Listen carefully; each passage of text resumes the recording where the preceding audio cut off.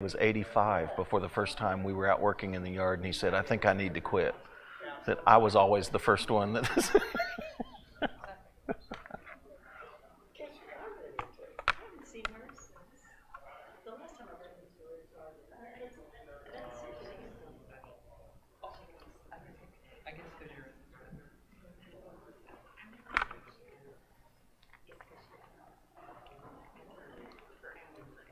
I think we're going to need two of these.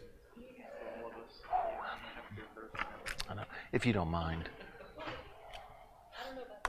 I mean, if you feel like you can get, you don't have your sheet of paper. What did you? Oh, okay. Is there a sign in? Yes, there's a sign in, Maggie. There is a sign in. No, there's not a Sign us all in. There is a sheet of paper, though. One thing about it is God knows that we're here. Oh, there's papers for us to. Papers. What do you need? Do you need one? I do too. Oh, cool.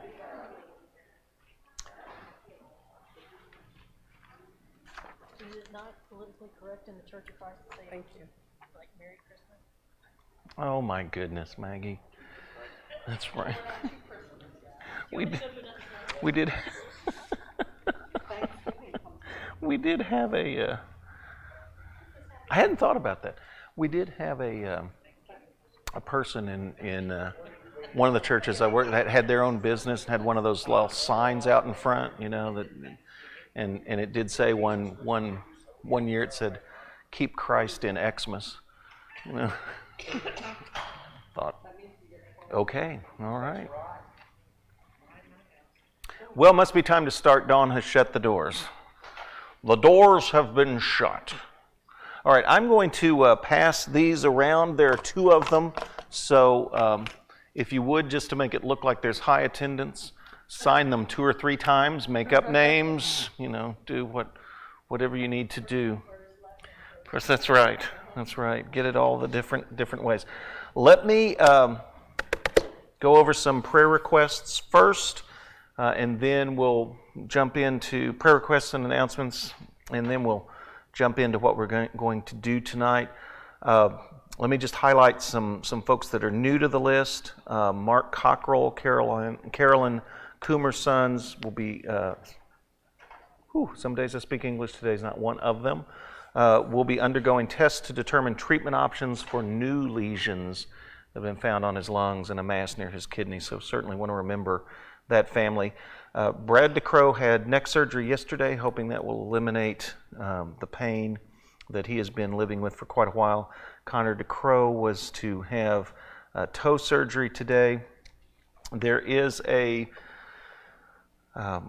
Take Them a Meal set up for the DeCrows, and that is, information will be on this, and I will leave this up here if you want to do that.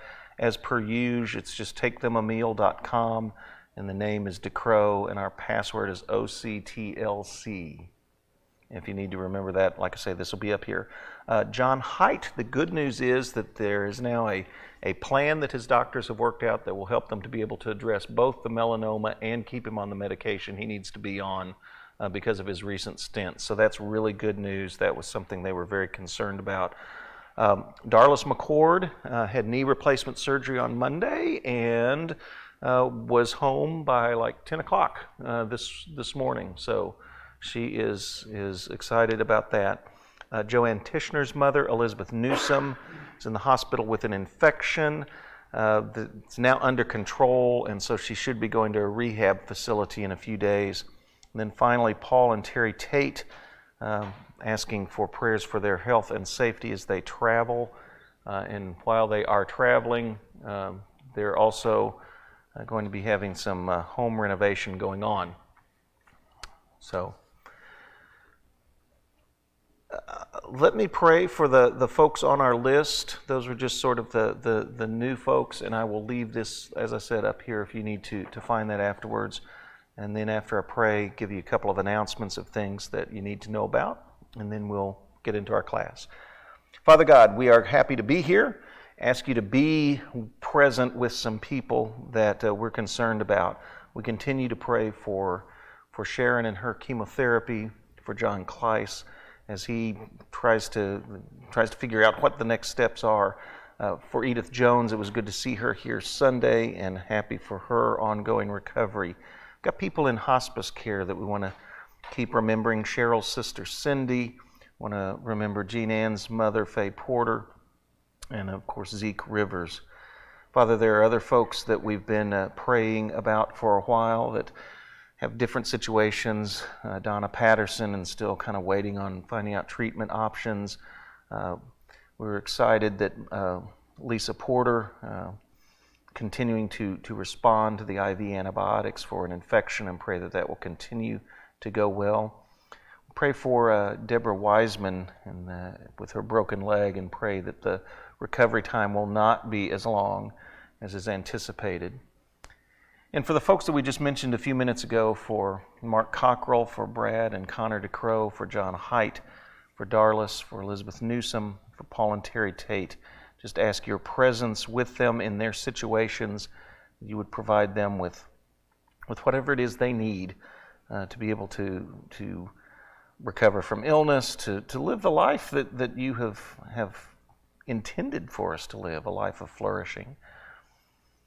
Father, be with all of us, that our lives will reflect well on our relationship with you, that we will not merely call ourselves your followers and your people and your representatives in this world, but that we will actually act like it.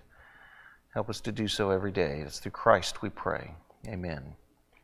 In terms of announcements, Oliver Creek Ladies' Day, Saturday, November the 18th. Once again, men are being arbitrarily excluded from an event. But anyway, Ladies' Day. It says RSVP to the church office by November the 15th. There's a baby shower and send-off for Blaine and Adriana Potts. That's Sunday, November the 19th, after the second worship service. They're expecting a girl, and because they are moving, they request gift cards. Apparently those travel easier than large objects.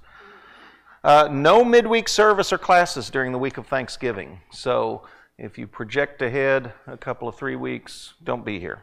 If you are, you're welcome to come. You're welcome to sit for as long as you want, but it might be just you.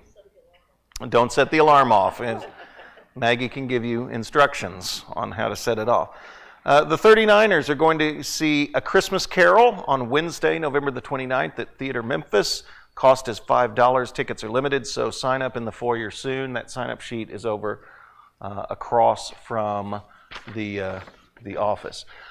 I'm going to put this right here, so if you need any of the information on that or want to double check something before you go, it will be right there. All right, you may have noticed as you came in, there was a sheet to pick up on the little table back there. If you did not do that, you might want to do that, because it will, it's kind of like getting a program at a ball game. How are you going to know the players, if you don't have the program? So we're talking about happy holidays. No, Maggie. It is not because I don't believe you can say Merry Christmas. Happy holidays is going to be the theme that we are looking at, because it has nothing to do with the fact that we are moving into the holiday season. Actually, we've already moved there, because you got Halloween, the holiday designed especially for dentists, of pediatric dentists, because all the kids get all their candy and stuff. We've moved from Halloween, moving into Thanksgiving, and then moving on into Christmas and New Year's and all the other things that accumulate during that time. Hanukkah, for those of you of the Jewish persuasion. We're entering the holiday season, but that's not what this has anything to do with. The title is a bit of a cutesy nod to that. I admit it, but the subtitle is what's important here. The place and practice of celebration and remembrance in the life of discipleship. And that goes way back. In fact, let's start at the beginning. And what is at the beginning? Creation. So, if you've got a Bible with you, and this being Bible class, that might be a good thing. I do not look down on electronic versions. And plus, that means that, you might be texting, but I'll think you're looking up another text. That's, because Start at the very beginning. The very beginning is this thing we call creation. Out of chaos, God brings order. And he does so in a really, really interesting way. For the first 3 days, and you got a little chart there on your sheet, and I'm going old school here because, the reason I go old school is because I'm old. So, first 3 days, God creates space. And I don't mean as in the final frontier, but God creates some spaces, maybe I should say. It's what happens on the first 3 days. Let's do a little exercise. If you have your Bible with you, whether electronic or otherwise, if you look in Genesis chapter 1, verses 3 through 5, you've got the first day. I'm going to ask everyone from here over, look at Genesis 1, 3 through 5. From here over to, I don't know, right in here somewhere. If you would look at Genesis 1, 6 through 8, and then everyone else, and you know who you are, if you would look through at Genesis 1, 9 through 13. So we're doing day 1, day 2, and day 3. Day 1, day 2, day 3. If you would look at that, I'll give you about, I don't know, it won't take you long to do this, 45 seconds to just look at, and what is the space that God creates in each of these first 3 days? Okay, 45 seconds to read your text. You can start anytime you want, as long as it's now.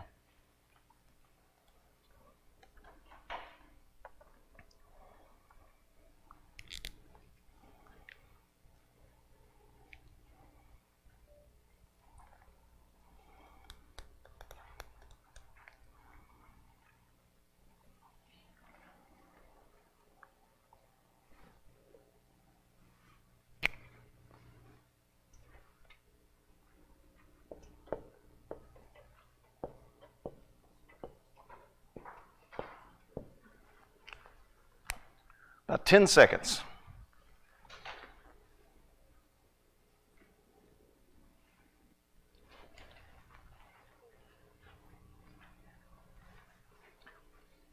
All right, group 1, day 1 people. What is it that God separates on the first day? Light and dark, okay?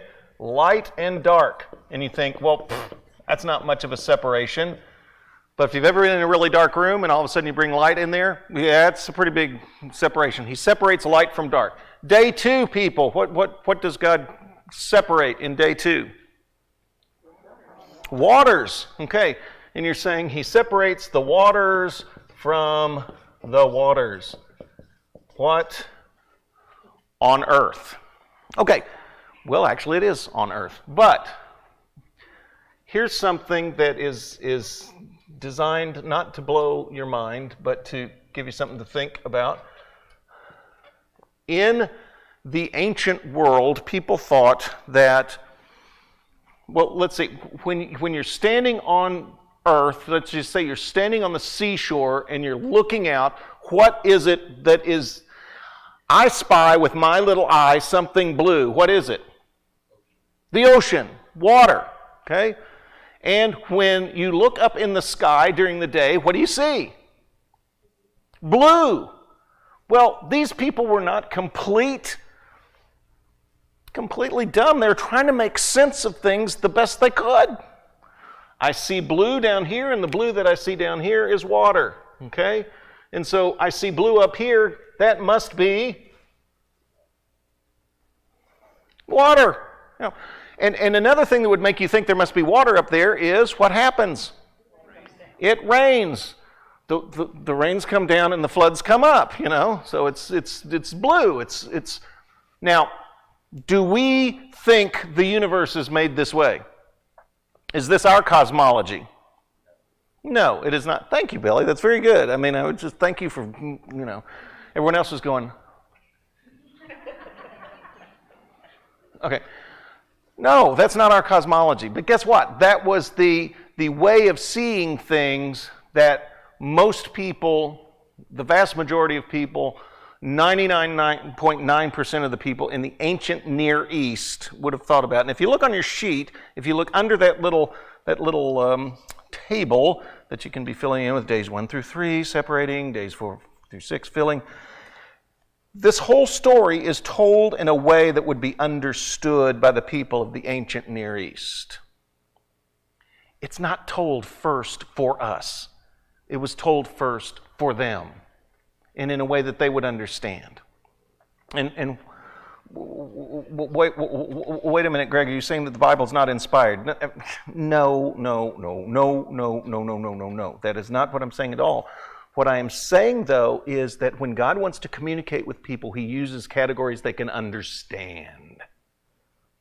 And so when these stories of creation are first being told to ancient people in the ancient Near East, and by ancient Near East, basically meaning, say, around 2 to 3 millennia BC on to, almost to biblical, almost to New Testament times.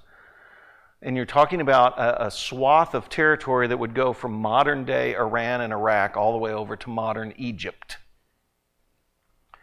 And there was almost like a shared, there were many shared cultural understandings.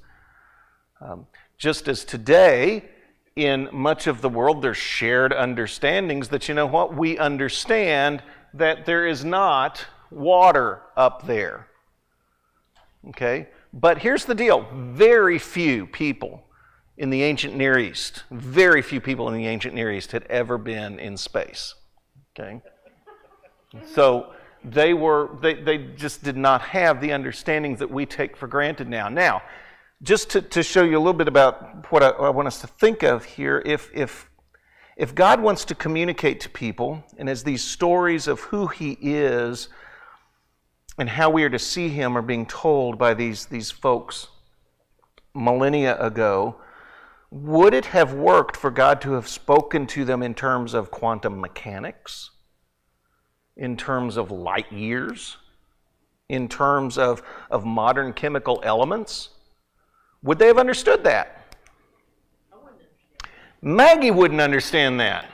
So, this is not we'll just go ahead and say this, and then you can contact an elder as you need to. Genesis 1 is not written as a scientific text. It was written with some of what we might term scientific understandings of that era, of that age, and ancient Israel was part of, as they began to tell these stories, answering the questions, who are we? They're telling these stories around the campfires. Who are we? Where did we come from? Well, let's start at the beginning. In the beginning, God took what was chaotic and gave it order. And this is how He did it. And then you get into the stories about, and this is how He selected us as His people, and this is how He formed us to be His people. And as they're telling these stories, and these stories are circulating orally, again, not saying not inspired, but as these stories are circulating orally before these were ever written down, it was being communicated to them in a way that they could understand because it was the way they understood the world. And yet, as we're going to see, it was pointing them beyond that. But you have to start with, when your kids come up and say, where do babies come from? Do you start with a college biology textbook sort of explanation with them? Unless you're my mother, no. But, that's the kind of stuff. Normally we start on something that the kids can understand, in a way that they can do that. Now, back to the text. That's why it talks about separating water from water. The important point for this text is who does the separating? God. Okay? If you're going to understand, the way the world is set up, it's God. God is the one doing this. So back to our text. People who had day 3, you thought I'd forgotten about you. No such luck. Verses 9 through 13. What gets separated there? The land is separated from the water. So, I didn't bring a brown thing. So we'll just have to, so you've got waters and land, and on the land some things start growing, right? This is just gonna happen. spaces have been created. I need to write this. Land, sea. Okay? Spaces have been created. Now, let's do this. People who had day 1, you now have day 4. We'll be going verses 14 through 19 for you guys. People who had day 2, you now have day 5, verses 20 through 23. People who had day 3, day 6 is really long, but I believe in you all. You can do it. It's like verses 24 all the way through the end of the chapter, verse 31. You can handle it. I'll give you all about 45 seconds to think through this, and again, you can start anytime you want as long as it's now. I'm sorry, we were looking for what was separated. Here we're looking, what did God fill in that space? Now I'll give you 45 seconds.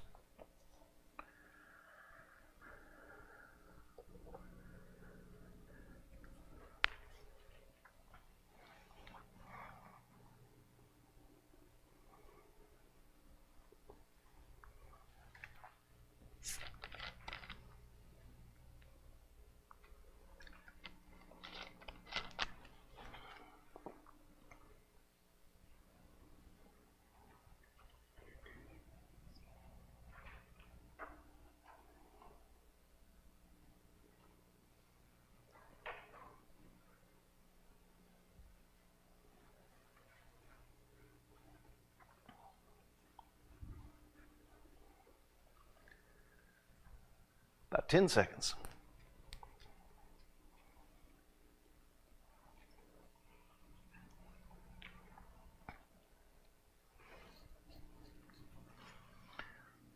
All right, let's start with our day 4 people. So what does God fill in on the 4th day? Okay, so we separated light and dark. We created this whatever it is, we've got light and we've got dark. So we put in sun, moon, stars. By the way, many people in the ancient world thought of the sun, moon, and stars as gods. So right from page 1 of these stories about the God who has called, if we're ancient Israelites, us into being as his people, right from the beginning he says, no. All those things are created by God.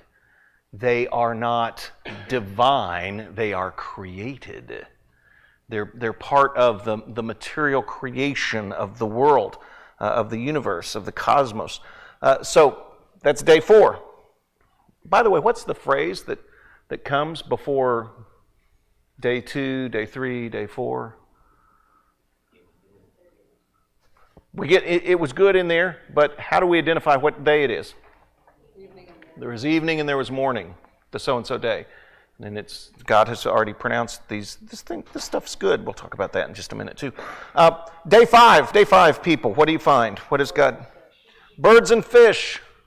So we got, birds that are up here flying in this expanse. We got fish, and I just love the little thing there that just, including the great sea monsters.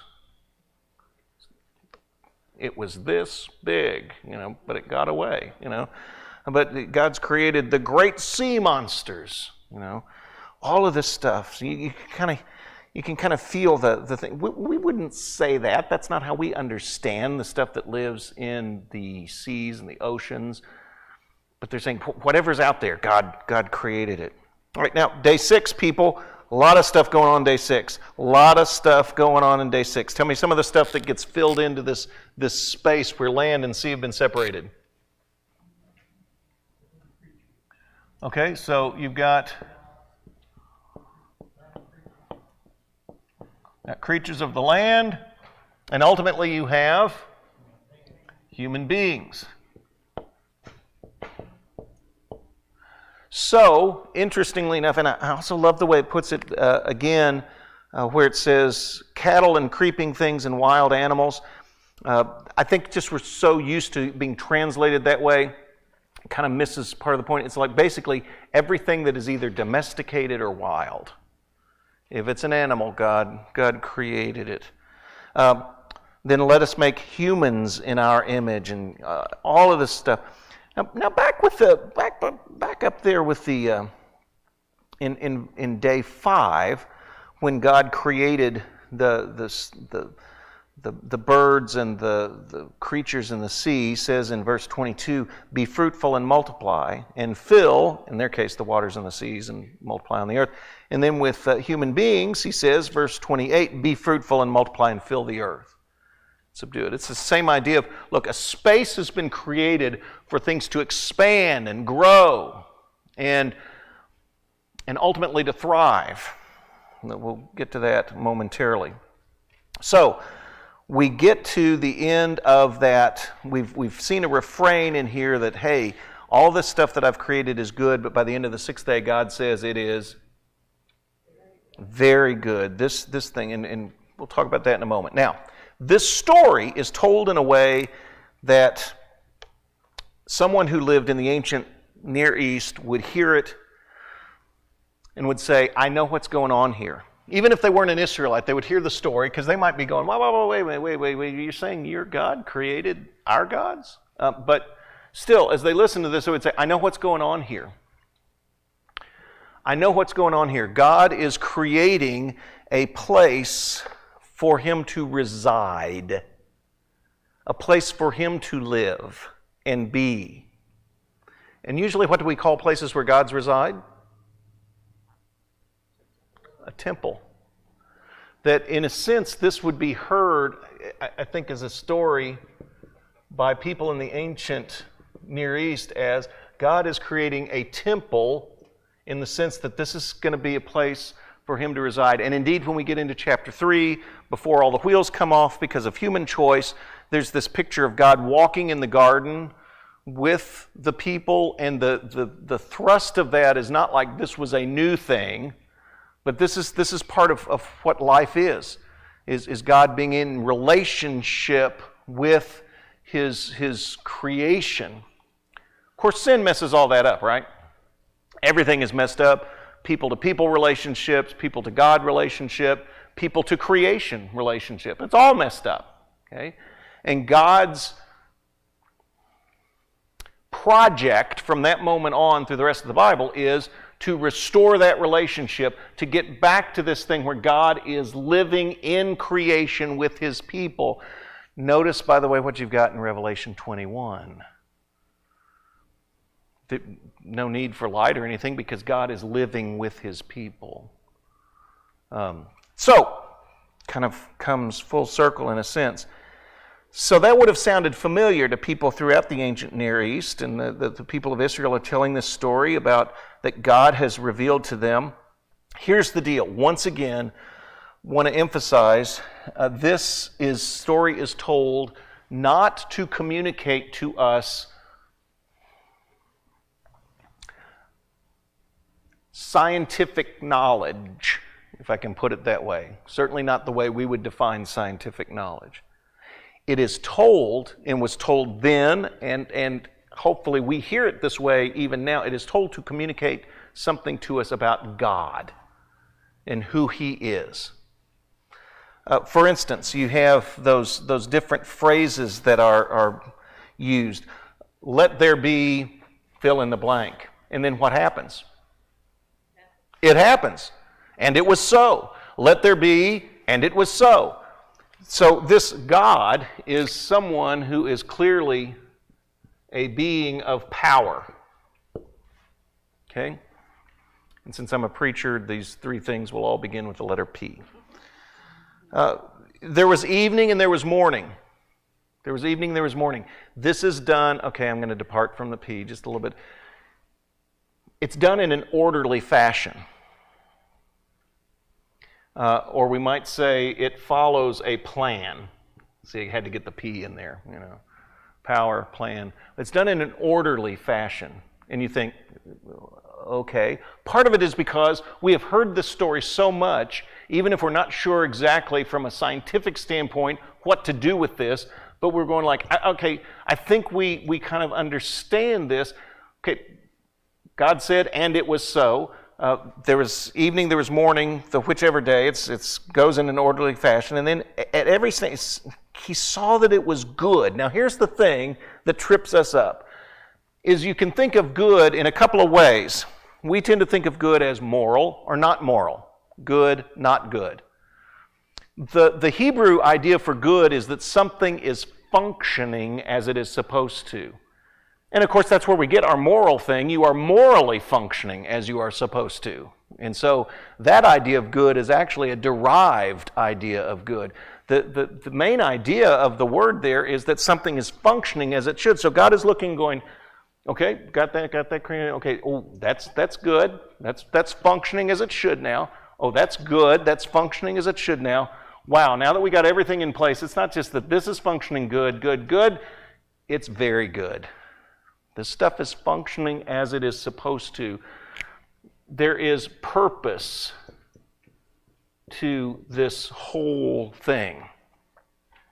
So it's communicating something very important, particularly in the context of the ancient Near East, something very important about God. He is a God who is powerful. Oh, we'll take that for granted. He's a God who works in an orderly way. In other words, it's not slapdash. And there is a purpose in what he does. Now, the story is told in a way that would be understood by people in the ancient Near East. It's told in a way that would sound familiar to them. It's told to communicate something about God. And closely related to that, it is told in, I believe, conscious contrast to other creation myths in the ancient Near East. For instance, just to give you a couple of examples, in one of the prime Egyptian myths of how human beings were created, human beings are created when a high-ranking deity cries tears of joy. He is so happy because a couple of his god children have gotten lost, which I would say makes you wonder about that God part of the god children, you know. They've gotten lost somewhere in the world, but his all-seeing eye has gone out and found them and brought them back, and he's so excited he cries tears of joy as his tears hit the earth. Guess what pops out? Human beings. Was there a plan there? Was there a purpose behind that creation? No. If anything, it was sort of accidental. And to their credit, in the Egyptian creation myths, they're kind of like, well, you know, the gods at least are going like, oh, well, okay, I guess we could, you know, work with these folks in some way. The main Mesopotamian creation myth, there's this war among the gods. I'm really, you know, editing this down. There's this war among the gods. And basically creation springs from, including human beings, spring from the rotting corpses of one of the defeated gods. Congratulations. You were born from putrefaction, you know. And that's where people come from. And humans, they figure, okay, well, I guess they could be our slaves. I guess they could work for us. So, Egyptian, people are kind of accidental, but okay, we'll work with it. Mesopotamian, people formed out of violence among the gods, never intended, but I guess we can treat them as slaves. I think this is a different story. I'm amazed at the number of times you'll read and play, well, basically Genesis 1 is just a reworking of the Enuma Elish, the Mesopotamian story. No! I mean, it takes some of the same elements, but this is very different in terms of saying, look, our God, the God who, you remember the Israelites are telling these stories among them, our God, the one who formed us as his people and called us to be his representatives in this world, he is a God who does things because he's powerful. No one's defeated him in a war up there. And he did it because he planned to do it. And he did it in an orderly and, dare we say, peaceful manner. And everything he did in bringing the universe into existence and bringing us into existence, there's a purpose. there. It is not haphazard. It is not accidental. It is not the byproduct of meaningless violence. Now, all that background, because at this point you're going, I'm so lost. I have no idea what this class is about. Note Genesis chapter 2, verses 1 through 3. Thus, the heavens and the earth were finished and all their multitude. And on the seventh day, God finished the work that he had done, and he rested on the seventh day from all the work that he had done. So God blessed the seventh day and hallowed it, because on it God rested from all the work that he had done in creation. And you can understand that. He's got to be tired. A lot of work here. But that's not what the idea of rest is. Again, our thought of rest as I'm worn out, and so therefore I must take a nap. That is, again, derivative in a sense. The idea of rest here is being at home.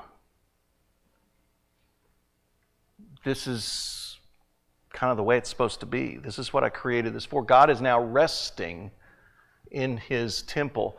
I think we kind of have a little bit of a hint of that idea still when we talk about things are at rest, when we really sort of mean they're at peace. And so there's an element of that, I think, here. But God rests on the seventh day. Also, that idea, that idea of rest being something that is not just about God was really tired. He'd had a hard week. No, this was about, now things are as God intended them to be. Secondly, this idea in verse 3, this day from the get-go is hallowed. What does that word mean, to be hallowed? Okay, holy, we go to that. It's sort of the same idea, because in being holy is something that is set apart. Okay, there's a sense in which there's something from the beginning, page 2, and if you've got large print, maybe 3 or 4, but early in the Bible, boom, we already know something about this. Every seventh day, 1 out of every 7 days is set apart. And that's really interesting, because you can kind of tell the story is not being told as if it's happening right at that moment. The story is told by people who they would already understand. There's something about 1 out of every 7 days is set apart. Oh, it started all the way back here. This is why. It's because this is the day when God is at rest in this creation that he has made. Now, fast forward, and by fast forward, I mean really fast forward to Exodus 20. Because we're talking from creation, we're probably talking thousands of years forward, all of a sudden, by the time we get to Exodus 20, we've got the Israelites now constituted as a people. So we're 400 plus years past the promise to Abraham in Genesis 12. I'm going to starting with you, I'm going to make a people. Now we have a people. Kind of you're thinking, wow, they had been slaves in Egypt, but now they're free, and what's that going to look like moving forward? By the time they get to Mount Sinai, and yes, we are fast-forwarded through a lot of biblical history to serve purposes for this class tonight. But if you want to go back and read it, it's just start at Genesis 2 now and go through Exodus 20. Exodus 20, God begins to outline to the people what it will mean to live for him. Back in Exodus 19, when they first arrived at Sinai, God says, you know what? I'm not going to force you to do this, which is a remarkable thing. I think we often forget that. God says, brought you out of slavery, fulfilling these promises, but you know what? You all could still opt out. But he says, do you guys want to be my priests, a nation of priests? That is, a nation of my representatives in this world. That your task as a nation is to represent me, this God who wants to be with his creation, this God of power and orderliness and peacefulness and purpose. Do you want to represent me? And they say, oh, yeah. So in chapter 20, he starts to tell them how. And in chapter 20 is where, Exodus 20 is where we find the 10 commandments. Okay, so that's kind of at the core of here is, you could maybe make the case that much of the moral Torah derives from these 10 words, as the text calls them. Listen to verses 8 through 11 of Exodus 20. Remember the Sabbath day and keep it holy. For 6 days you shall labor and do all your work. But the seventh day is a Sabbath to the Lord your God. You shall not do any work, you, your son or your daughter, your male or female slave, your livestock, or the alien resident in your towns. Isn't that interesting? Do these people even have towns yet? No, they're wandering the desert at this point. It's anticipating, even when you've got people who've moved into the neighborhood that don't look like you, even they should take part, should be allowed to take part in this thing we call Sabbath. For in 6 days the Lord made heaven and earth, the sea and all that is in them, but rested the seventh day. Therefore the Lord blessed the Sabbath day and consecrated it. Now, who gets a day off? Everybody. And not just everybody meaning people. Who else gets a day off? It says your livestock. And again, it's that word that's like your domesticated animals. So I guess, Molly's got to find her own food on that day or something. No, everybody gets a day off. Okay, now, here's one thing that makes that kind of different. If everybody gets a day off, how could you get a day off if for the vast, vast, vast, vast majority of people in the ancient Near East, taking a day off risked that being a day that you don't eat? So how do you get a day off if it's a day that there might be some risk involved? So if you take that day off, and so in a sense, is it just a day off, or is there something else going on here? Everybody would like a day off, right? But is there something more going on here? Set this day aside. Keep it holy. Don't work that day, because that day, well, what's going to happen on that day? We call it a day of rest, and we immediately assume it's a day of siesta. But what about that idea of God resting in His creation? Is it possible that it's a day of rest and supposed to be a day in which we actually act like that's the case? That God is resting in and with His creation, that our relationships are what they could be. And because we're in God's presence, can we trust that our needs are going to be met? We don't have to work to meet our needs, that we can afford to take a day off. We're used to that, right? That's just modern culture, is we don't just get a day off, right? At the end of the week, we typically get the weekend. Do you know what the French word for weekend is? Weekend, yeah. So we invented it, They had to borrow the word from us, Because in most of the world, most of the time, there was no such thing as a couple of days off. So we get the weekend. Don't we think of it as our time? That's our time, That's my time. And I'm wondering if part of what's going on here is there's a sense in which, yes, it's our time, but if the Sabbath is about rest, and if it's about rest in the same sense as God rested on the seventh day in His creation, maybe the Sabbath maybe it's a little taste of what it'll be like when God's project is completed and everything is back to how He intended it to be. Where it's a day where instead of living in anxiety about where our next meal is coming from, we can rest in God's abundance. All that doesn't... Okay, when the Israelites were wandering in the wilderness, how did they get fed? Manna, for those of you who remember the story. They were fed manna. And they were only supposed to take how much? What they needed for that day.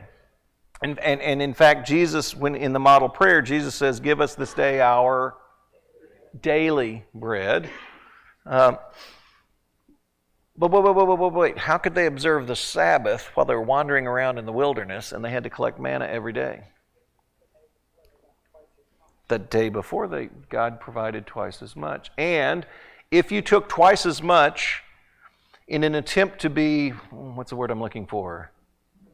Untrusting, perhaps even selfish, on, say, Wednesday, then what would have happened to that extra manna when you woke up on Thursday? It would have turned to worms. Don't you love that? Such a wonderful image. But if you collected twice as much on Friday, on Saturday, what had happened to that manna? Who's doing that? God's doing that for them. It's a 39-year, several-month project in training them to trust God. So the Sabbath day is a day to practice trust. It's a day to kind of get a little bit of a taste of what it's like when God sets everything straight.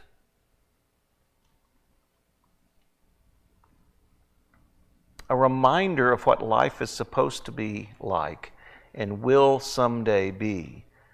Now, all of Israel's neighbors probably thought they were kind of crazy, because in the ancient Near East, it really was. It was not just, it wasn't just a political slogan. It really was the 1%. In fact, it was probably, less than 1% and the 99% as far as, there were not a lot of people that lived with what we would call food security in the ancient Near East. So for Israel to say, no, we're going to trust our powerful God, who has apparently done this on purpose and is doing this, has planned this out for, we're going to do this. We're going to observe this. So that's the Sabbath day. What does that have to do? At this point, you're probably still going, what does that have to do with happy holidays and all of this? Okay. All of the holidays God sets up, and here's the weird thing, God sets up a lot of holidays for His people. By the way, holiday is, holy days. God has set up a lot of holy days for His people in the Hebrew Bible. And I would argue that all of them are designed to give people a chance to trust God and a chance to experience just a little bit what it might be like when God sets everything straight. Now, are we commanded to observe any of those holidays moving into the New Testament times?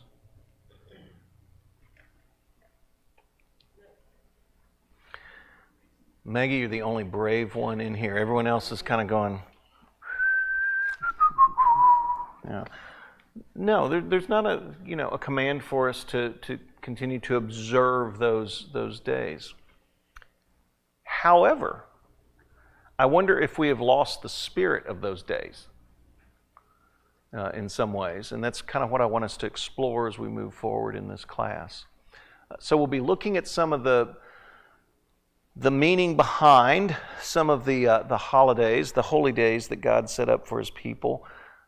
And Israel's neighbors would have thought they were kind of lazy on some. Like 3 times a year, you guys take a week off. Are you serious?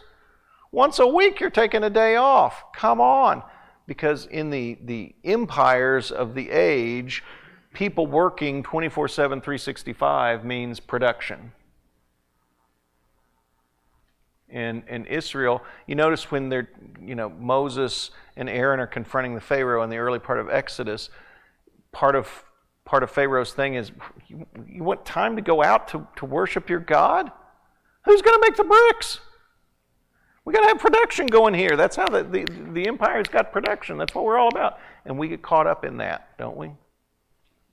The Sabbath day was a chance for people to be human beings instead of human doings. And all of those holidays that God set up for Israel set the same tone.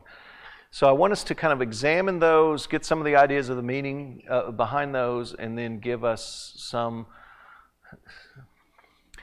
directions, and we probably all need that for, okay, how do we kind of take the spirit of that, the idea of that, what is it about that we want to still incorporate? Because guess what?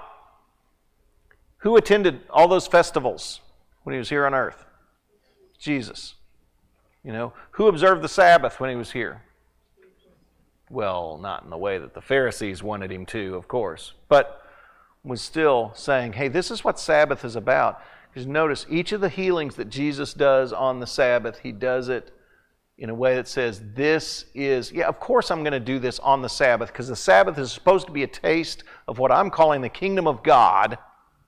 And so, of course, I'm going to heal someone on the Sabbath. I'm going to restore someone to health on the Sabbath, because that's what the Sabbath is reminding us of. That's what it's all headed for. So that's the direction we're going. Please don't tell the 1 o'clock class or the elders this, but I think I'm going to pull over and park here and let you talk amongst yourselves for a few minutes. The bells will ring, unless you got questions. Maggie? I don't know how to ask what my head is thinking, but Okay. how long has this understanding of Genesis and the Bible been kind of in existence? Because I grew up in church and I've never heard it put like this. It's always, you read it, God created, and you go on. And so I'm just curious as to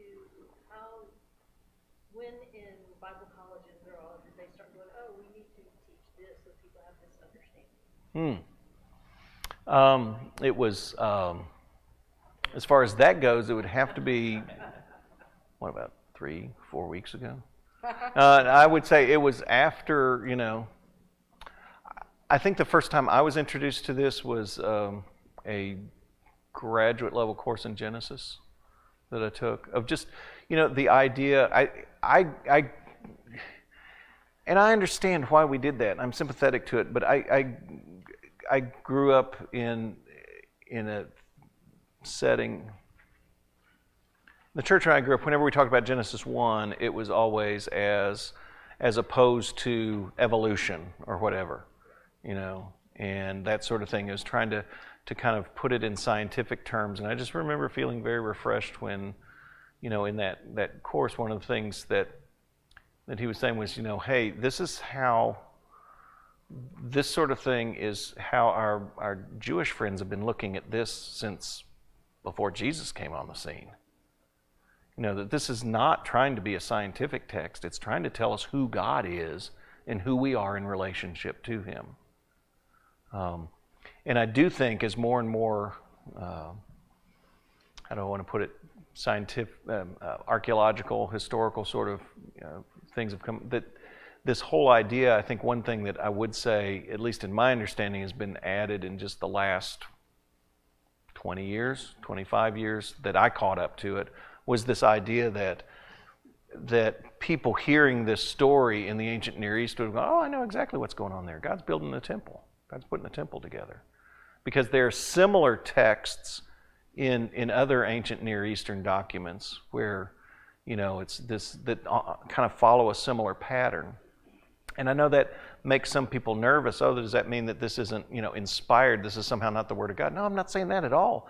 Because I think God would communicate to people in their time in a way that they could understand, in a way that made sense to them.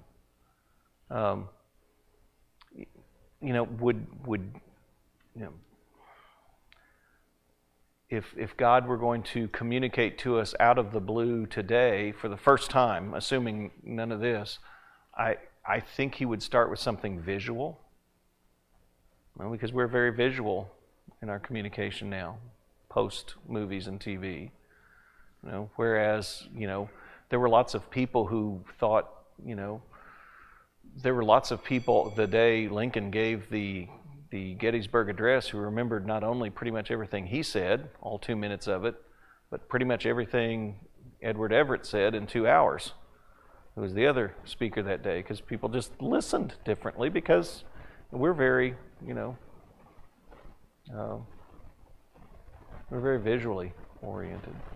Sorry, that's probably getting down a rabbit trail, but I'm just saying the idea that God would communicate to people in forms and ways that they would immediately understand and have some, I think that just makes sense to me. Otherwise, I think you're left with saying God is communicating to those people something that only we could understand. And that just doesn't make a lot of sense to me. That's why I think it's important to put some of these things back in their cultural and historical context. We go, okay, so that's how they understood. That's what it communicated to them. That's what it communicated to them about God. That's what it communicates to us about God. If we'll just listen. Does that make sense?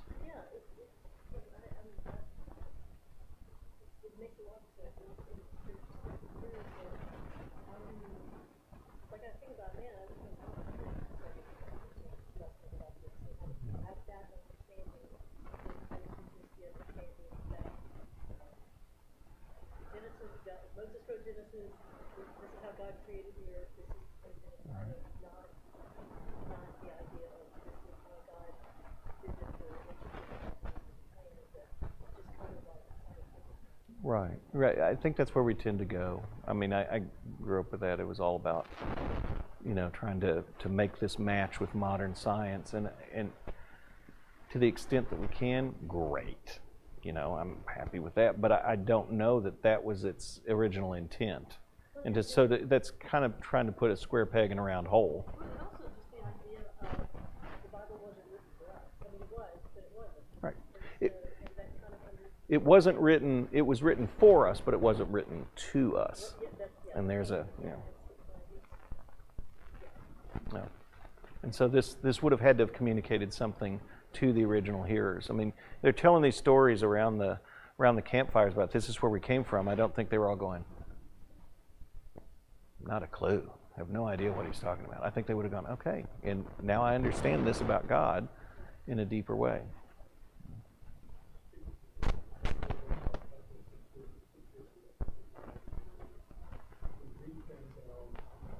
Oh, yeah.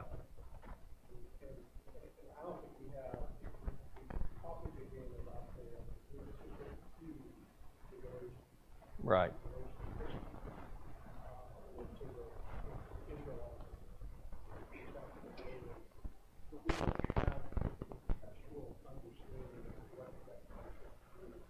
Right.